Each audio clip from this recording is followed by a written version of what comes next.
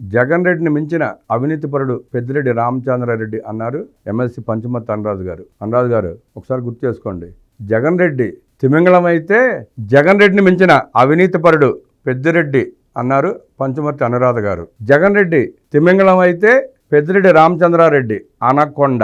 ఆయన చేసిన దుర్మార్గాలు, అన్యాయాలు, అక్రమాలు అన్నీ ఇన్ని కావు, కోకొల్లలు. నిన్న మొన్న మీరు వీడియోలు ఫోటోలు వచ్చింటే చూసి ఉంటారు. దట్టమైన అడవిలో క్రూర జంతువులు తిరిగే ప్రదేశంలో పెద్ద ప్యాలెస్ కట్టుకున్నాడు. పెద్ద ప్యాలెస్, దాని చుట్టూ పెద్ద కంచె, వన్యమృగాలను తిరగనివ్వకుండా ఆ కంచెని అడ్డం వేసి వాటి స్వేచ్ఛను కూడా హరించాడు.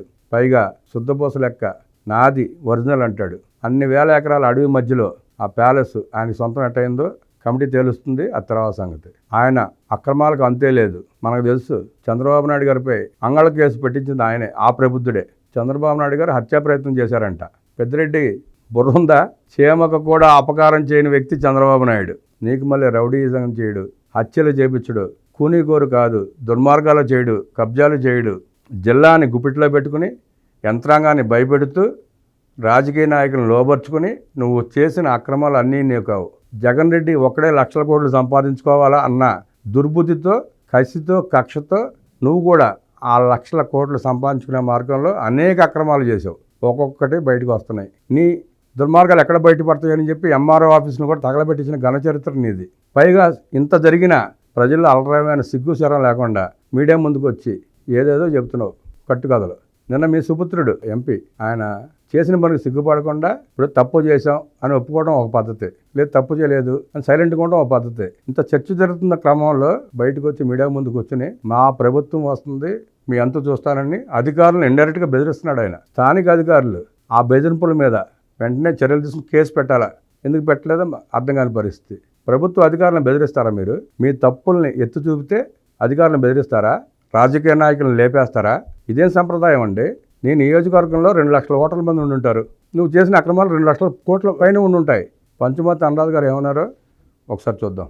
రాష్ట్రంలోనే అత్యంత అవినీతిపరుడు జగన్ రెడ్డి అయితే ఆయనను మించిన వాడు పెద్దిరెడ్డి రామచంద్రారెడ్డి అని శాసనమండలి చీఫ్ విప్ పంచుమర్తి అన్నరాజు పేర్కొన్నారు. విలేకరుల సమావేశంలో ఆమె మాట్లాడుతూ జగన్పై 31 క్రిమినల్ కేసులు ఉన్నాయి, లక్షల కోట్లు దోచేశాడు, 420 సీఎంగా గూగుల్లో దర్శనమిచ్చే వ్యక్తి జగన్ రెడ్డి అని విమర్శించారు.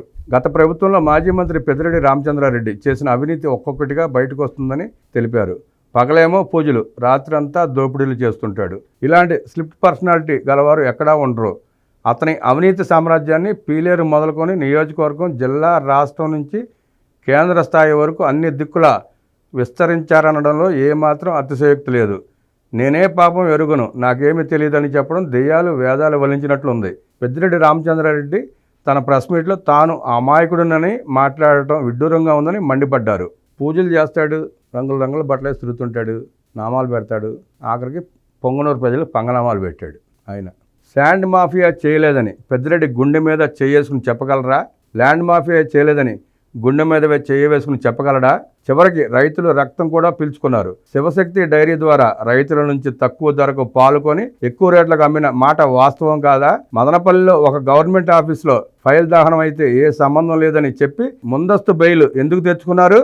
అసైన్డ్ భూములు కొట్టేసిన మాట వాస్తవం కాదా? ఇరిగేషన్ భూములు కొట్టేసిన మాట వాస్తవం కాదా?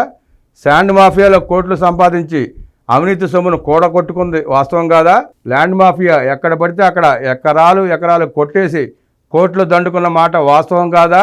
1 ఎకరం మొదలుకొని 1000 ఎకరాల వరకు భూములు కొట్టేసిన బాపుతో మీరు నేనేమి అడగను, నాకు ఏ సంబంధం లేదని చెప్పి ఒక స్టేట్మెంట్ ఇస్తే సరిపోతుందా?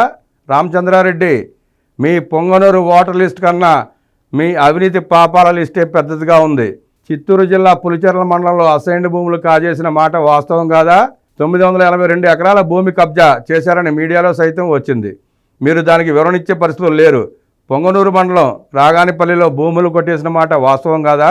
రేణిగుంట ఎయిర్పోర్ట్లో 100 ఎకరాల గవర్నమెంట్ ల్యాండ్లో మధ్యలో 20 ఎకరాలు మీ భార్య పేరు మీద ఎలా వచ్చింది? ప్రభుత్వ భూములు కూడా మీరే కొట్టేసిన పరిస్థితి.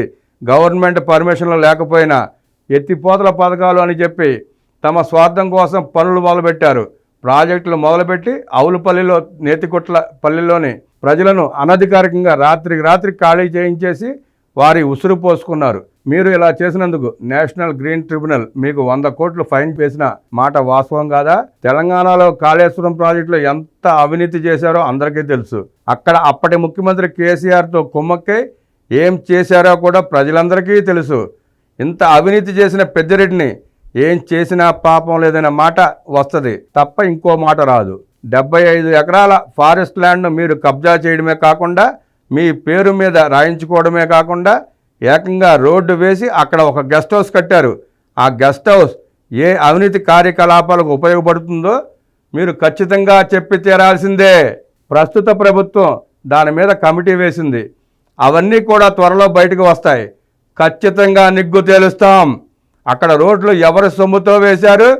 పన్నుల రూపేణా ప్రజలు కట్టిన సొమ్ముతో రోడ్లు వేశారు. కానీ సామాన్య ప్రజలకు ఎక్కడైనా ఒక తట్టెడు మట్టితో ఒక మట్టి రోడ్డు వేశావా?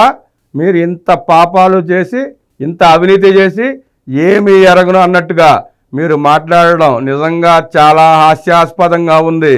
పైగా వాళ్ళ మీద డిఫర్మేషన్ కేసులు వేయటం దుర్మార్గం కాదా అని ప్రశ్నించారు అనురాధ.